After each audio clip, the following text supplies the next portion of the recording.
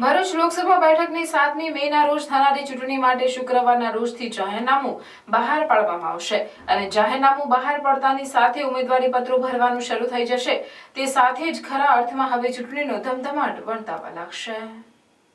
કાફલામાં પણ માત્ર 3 જ વાહન રાખી શકાશે। ભરૂચ લોકસભા બેઠકની 7મી મેના રોજ થનારી ચૂંટણી માટે શુક્રવારના રોજથી જાહેરનામું બહાર પાડવામાં આવશે અને જાહેરનામું બહાર પાડતાની સાથે ઉમેદવારી પત્રો ભરવાનું શરૂ થઈ જશે। તે સાથે જ ખરા અર્થમાં હવે ચૂંટણીનો ધમધમાટ વર્તવા લાગશે।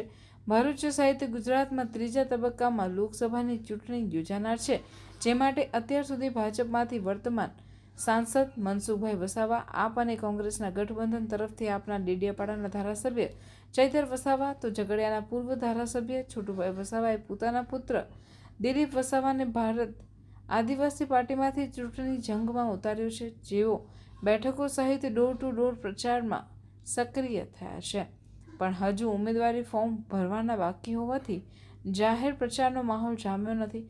હવે આવતીકાલ શુક્રવારથી ચૂંટણી જાહેરનામું બહાર પાડતા ચૂંટણીનો ધમધમાટ વર્તાશે, જે માટે તારીખ 12મી એપ્રિલના રોજ ચૂંટણીનું જાહેરનામું બહાર પડશે। તે સાથે ઉમેદવારી પત્રકો લેવાનો અને ભરવાનો પ્રારંભ થશે, જે આવતા શુક્રવાર તારીખ 19મી એપ્રિલ પ્રારંભ થશે, જે આવતા શુક્રવાર 19મી એપ્રિલ સુધી ભરી શકાશે। ઉમેદવારી પત્રોની ચકાસણી 20મી એપ્રિલના રોજ થશે અને 22મી એપ્રિલ સુધી ઉમેદવારી પરત ખેંચી શકાશે, જે બાદ ચૂંટણીમાં ઉમેદવારોનું ચિત્ર સ્પષ્ટ થશે। 7મી મેના રોજ મતદાન યોજાશે અને 4 જૂનના રોજ મતગણતરી યોજાશે। લોકસભા ચૂંટણી માટે વહીવટીતંત્ર પણ સજ્જ થઈ ચૂક્યું છે, જે માટે જરૂરી પ્રતિબંધોના જાહેરનામા પણ પ્રસિદ્ધ કરી દેવામાં આવ્યા છે, જેમાં ઉમેદવારી પત્રો ભરવાની કામગીરી દરમિયાન કેટલાક પ્રતિબંધાત્મક આદેશ કરવામાં આવ્યા છે।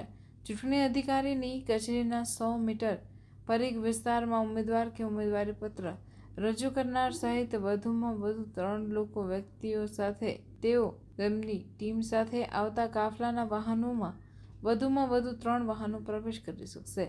ઉમેદવારો હજારો ટેકેદારોની સાથે ઉમેદવારી કરવા માટે આવતા હોય છે, જેના કારણે ટ્રાફિક જામ સહિતની અનેક સમસ્યાઓ પણ ઊભી થતી હોય છે, ત્યારે આદેશના પાલન કરાવવા માટે પોલીસ વિભાગ પણ વિશેષ રૂપે તૈયાર રહે તે આવશ્યક છે।